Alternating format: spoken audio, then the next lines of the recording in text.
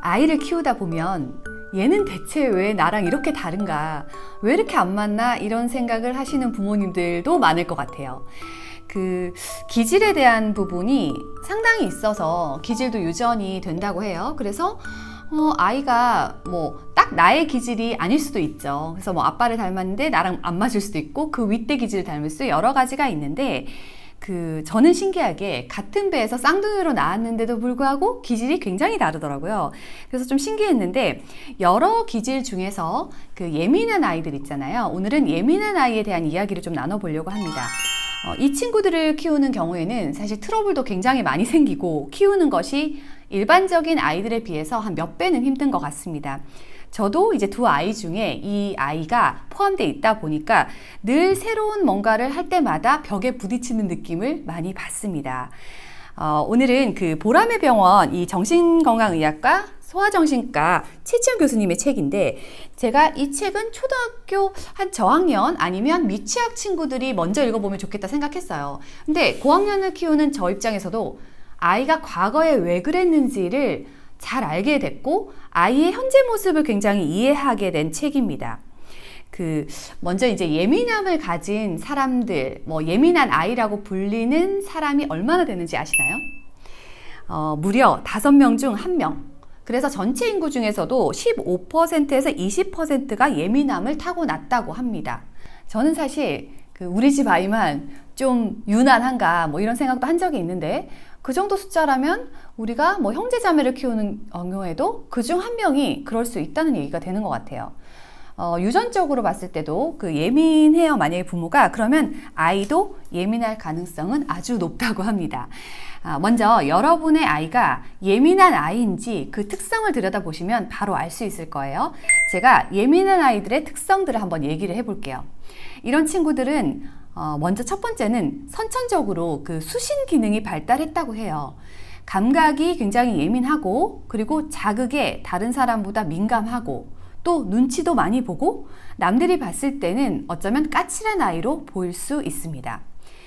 저희 아이도 이렇게 어렸을 때 쭉 살펴보면 미각이 일단 예민해요. 그리고 소리에도 좀 상당히 민감합니다. 또 이제 새로운 환경에 놓였을 때 경계를 많이 하더라고요. 이런 친구들이 이제 주변 눈치들을 많이 살피게 되죠. 어렸을 때를 돌이켜 보니까 아기 때 작은 소리에도 자주 놀래고 깼어요. 그리고 한 5세에서 6세쯤 됐을 때 어린이집에 갔는데 그 기관에 들어가지 않겠다고 우는 친구들 많이 있잖아요. 그 친구. 그래서 한 달 정도를 사실 밖에서 서서 아이를 들여보는 연습을 그렇게 많이 했었어요. 그리고 초등학교 1, 2학년 때는 학교 갈 때 아이가 아침마다 배가 아프다거나 가기 싫다고 짜증을 부리거나 보채고 그런 경험들이 많습니다. 이제 지금 초5인데 초5 정도가 되니까 공부할 때 잡음이 있잖아요. 주변에 소음이 있으면 아이가 집중력이 자주 흐트러져요. 이런 이제 특성들을 가지고 있다고 하면 우리 아이가 예민한 아이 쪽에 들어가는구나 라고 생각을 하시면 될 것 같아요. 사실은 키우면서 저도 굉장히 어렵고 여전히 어렵다고 생각을 하고 있어요.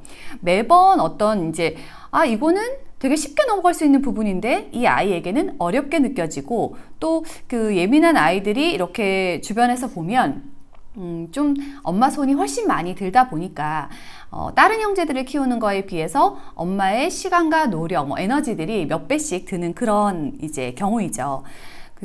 저는 이제 키우면서 사실은 이 예민함이 부정적인 생각을 많이 하게 하잖아요.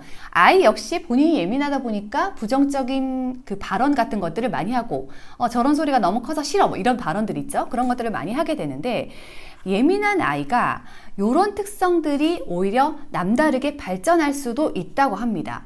저도 사실 이 부분을 많이 간과했고 아이를 키우면서는 계속 너는 왜 그렇게 예민하니 이런 얘기를 사실 많이 했어요. 근데 오히려 이제 이 책에서도 아이가 예민하다 보면 이런 것들을 강점으로 키울 수 있다라고 많이 제시해 놨어요. 첫 번째는 관찰력이 아주 좋습니다. 당연히 예민하기 때문에 아이가 굉장히 모든 사람에 대해서도 많이 이제 관찰력을 발휘하게 되고 특히 관찰력이 좋다 보니까 눈치를 많이 보고 사람의 표정 하나하나를 잘 읽거든요. 그래서 이 친구들은 공감 능력이 뛰어납니다. 그리고 아까 수신 기능이 발달했다고 했잖아요. 이 아이들은 그 오감이 되게 발달을 했다고 해요. 그래서 물건의 뭐 배치 아니면 뭐 색깔 이런 것들을 구분을 잘 해낸대요. 그래서 직업적으로 보면 뭐 건축, 인테리어 뭐 이런 것들 아니면 감정을 잘 읽는 이런 이제 정신과 상담 같은 것들을 잘 할 수 있는 의사가 된다거나 뭐 이런 것들을 되게 잘 할 수 있다고 합니다. 그리고 또 하나는 작은 일에도 더 행복할 수 있다고 해요. 저는 이거는 생각을 못 했는데 아이들이 소리에 민감하고 감각이 발달했잖아요. 그래서 작은 새소리, 뭐 어디 갔는데 물소리, 아니면 뭐 노을 지는 어떤 형태, 뭐 별 이런 것들이 다른 사람에게는 그냥 이렇게 휙 보면서 별 감흥을 못 주는데 이 친구들에게는 굉장히 예민하게 자극이 오기 때문에 작은 것에 더 크게 행복해할 수 있다고 합니다. 그리고 외부 자극에도 민감하지만 이 친구들은 내부의 본인 자극에도 민감해서 자신만의 생각에 깊이 빠질 수 있고요. 그리고 기발한 상상력이나 창의성이 굉장히 좋다고 합니다. 이렇게 듣다 보니까 키우는 어떤 매 순간은 아이가 힘들었어요. 그리고 사실 힘든 부분들이 부모에게는 더 많이 보이잖아요. 그래서 이런 강점들이 분명히 있었는데 근데 그 부분을 잘 못 보거나 그 부분 외에 뭐 좀 좋지 않은 부분들을 많이 봤던 거는 사실인 것 같아요. 그래서 제가 이 부분을 들으면서 예민한 아이를 예전에는 좀 불편한 아이, 뭐 까칠한 아이, 어려운 아이 그래서 실제로도 영어로도 여기 그 예민한 아이를 difficult 뭐 kids 이런 식으로 썼더라고요. 그런 아이인데 부모들이 예전에는 이렇게 가르쳤던 것 같아요. 너무 예민하게 굴지 마. 너 좀 묻어내줘. 뭐 너 저렇게 하면 안 돼? 왜 그렇게까지 너는 예민하게 구니? 솔직히 저 역시도 이런 말들을 많이 했었어요. 근데 시대가 많이 변했잖아요. 그래서 예민한 사람이 기회가 오는 그런 시대가 되었습니다. 그래서 아이들이 예민해서 주변에 뭔가 같이 해서 뭐 협업 능력 이런 것도 좋지만 혼자 할 수 있는 일들도 되게 많아졌어요. 남들이 보지 못하는 그 디테일한 관찰력 때문에 사람들이 못 보고 지나치는 부분, 그 다음에 못 듣는 부분들을 먼저 캐치할 수 있고요. 비즈니스 면에서도 아주 유리하다고 합니다. 그래서 트렌드를 좀 더 빨리 읽을 수 있고 그 다음에 사람들에 대한 공감 능력도 뛰어나기 때문에 서비스 업종으로도 잘 살려갈 수 있다고 해요. 특히 이 친구들은 감정이 되게 예민하기 때문에 그런 부분들을 좀 이제 키워주면 좋은데 그러면 이제 예민한 아이를 키우는 그 아까 15에서 20%에 해당되는 부모님들에게 이런 조언들을 남겨놓고 있습니다. 첫 번째는 아이의 예민함을 이제 긍정적으로 바라보라는 것입니다. 그리고 두 번째는 예민함을 아이에게 다스리도록 하잖아요. 그거를 억누르기보다는 다스리는 방법들을 배워가고 그 과정을 통해서 아이가 굉장히 꼼꼼하고 성실한 태도를 가질 수 있게 할 수 있다고 합니다.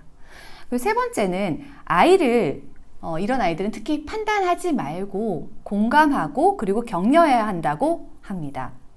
이 공감 능력이 아이들이 좋다고 했잖아요. 그래서 상대방이 공감해 주는 것도 예민하게 사실 받아들이기 때문에 이런 아이에게 너는 왜 이래서 이렇고 저래서 이렇게 하는 것보다는 그랬구나. 너는 그런 것들이 힘들었구나.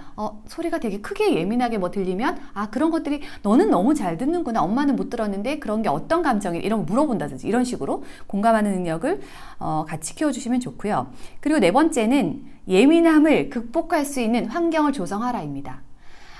사실 이런 부분에 있어서 저는 아이가 환경이 바뀔 때마다 초등학교 입학할 때는 미리 여러 번 가봤어요. 이 아이는 특히 그런 부분들이 어렵기 때문에. 그리고 이제 학년이 높아지면 높아질수록 본인도 훈련이 조금씩 되니까 예민함을 덜 드러내지만 아이가 좀 자극을 좀 강하게 받는 사건이 생기면 또 예민함이 확 나오더라고요. 그럴 때 아이에게 미리 항상 얘기를 해줍니다.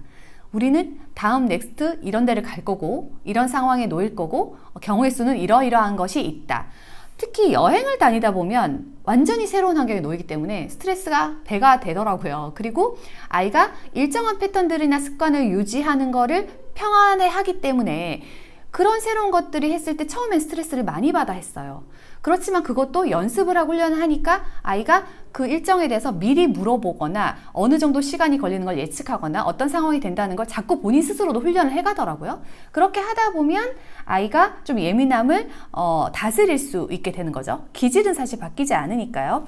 그리고 다섯 번째, 가장 중요하다고 생각되는 점들이 있잖아요.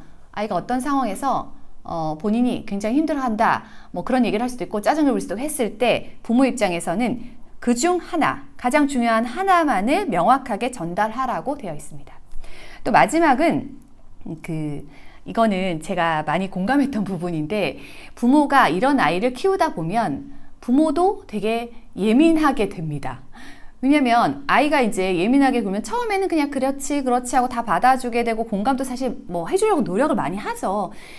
근데 내가 부대끼는 상황이 되면 사실 공감할 수가 없는 거예요.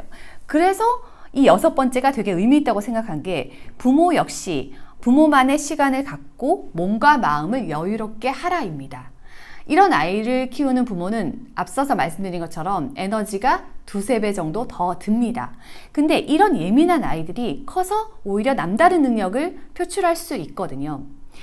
예전에 인터뷰를 보다가 연세대 세브란스의 신의지 교수의 이야기를 들었는데, 이분이 본인이 굉장히 예민한 2%에 들어가는 아이였던 거죠.